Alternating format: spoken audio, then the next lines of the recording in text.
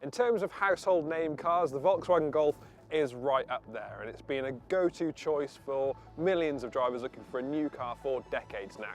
This car is a brand new 8th generation Golf, and it's by far the most technologically advanced yet, incorporating some new features and some really clean engines. But with so many new rivals, both across the hatchback and the crossover spectrum, can the Golf still come out on top as the go-to choice in the market? Well, today we're going to find that out.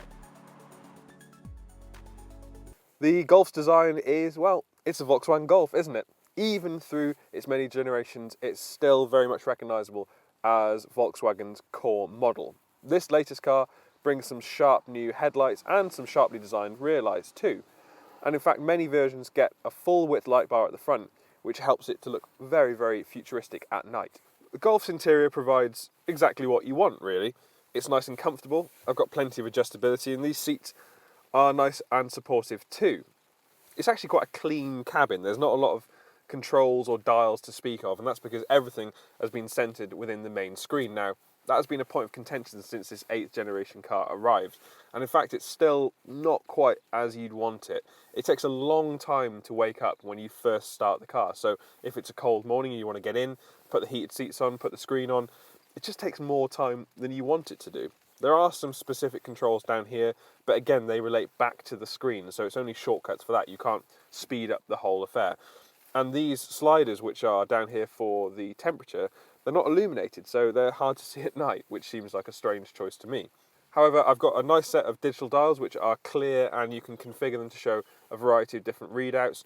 And I do find the positioning of the light switches on the right hand side to be slightly counterintuitive. I keep going down there for them and instead they're up here, but that's a small niggle, and it's one that I think you'd quite easily overcome as you get used to this car on a daily basis. Now, the back seat of the Golf, what have we got to play with? Well, there's plenty of space, in fact, and I'm just under 6 foot, and the seat is in my position, and I've got plenty of room for my feet, a decent amount of room for my knees, and acres of headroom, so taller passengers are going to be able to get comfy back here too. It's worth mentioning that this car does have quite a large middle transmission tunnel, and so that means that the person sitting in the middle is going to feel a little bit squished, so I'd put this more as a proper 4-seater with an optional 5th seat in the middle. You've got ISOFIX points on each of the outermost seats, so you can fit 2 child seats with ease.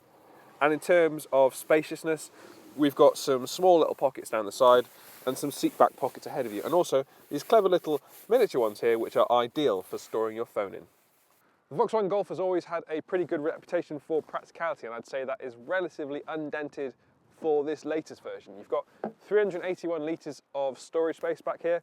A low load lip means that you shouldn't have too much trouble putting those heavier items in, and it's not too stepped either, so again, that should make things easier when you're putting in those heavier items. Underneath, there's just a space saver spare tyre, so it's not like you've got any extra storage there, but either side you do have some additional pockets which could be good for storing those looser items and stopping them from rolling around the boot floor. If I asked you to think of a regular hatchback, what would come to mind? I reckon it would be a Volkswagen Golf, wouldn't it? Okay, it might be a Ford Focus too, but the Golf is the car that has cemented itself into the dinner table chat of families up and down the country and across the world. For decades now, it's provided the kind of mobility that people have wanted on a daily basis, and now it's into its 8th generation, which is scarcely hard to believe. I find that a little bit scary myself, but this latest car is by far the most technologically advanced yet. And the one that we're in today is the ETSI, which means that it's got a 1.5 litre turbocharged petrol engine with a 48 volt mild hybrid system, which aims to improve efficiency and lower CO2 emissions.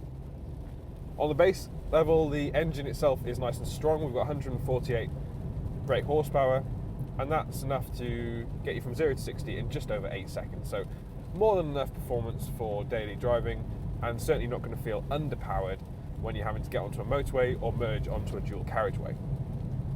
Now, Volkswagen claims that you should be able to get around 50 mpg combined with this Golf, while CO2 emissions stand at 128 grams of CO2 per kilometre, so pretty much on the money and what you'd expect from this class and this type of car. I think those mpg figures are going to be pretty achievable too, and particularly on a longer run, this is a car that's not going to use an awful lot of fuel, so fuel bills should be lower with this Golf. All cars get a 7-speed DSG automatic gearbox, and it's a gearbox that we've seen used widely across the Volkswagen Group range. And actually, it's not a bad gearbox whatsoever. It's really intelligent, its shifts are nice and smooth, and you can put it in sport mode via the gear selector in the middle, but I just tend to leave it alone and let it get on with it, and it does that just fine. But what's the ride and handling like in the Golf? Well, the steering itself is actually quite weighty, and that's a little bit of a surprise in this car. I wasn't expecting it to be quite so heavy, but it gives the car a nice grounded, planted feeling. And even though there's not a lot of what we motoring journalists like to call feel, we like to get a bit obsessed about that, it's nice and accurate, and you can place the car where you want it to be easily. The ride itself is good. This car isn't riding on huge wheels, which I think makes such a big impact. And actually that means it deals with the worst of the imperfections very well. And I prefer it in this setup personally.